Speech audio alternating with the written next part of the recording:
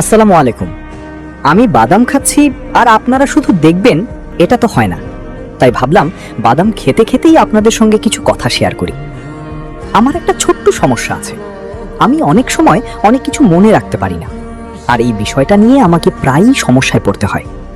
পরিবারের একমাত্র ছেলে সন্তান হলে হয়তো অনেকেই বুঝবেন একজন মানুষের উপর কতটা দায়িত্ব আর কতটা চাপ থাকে।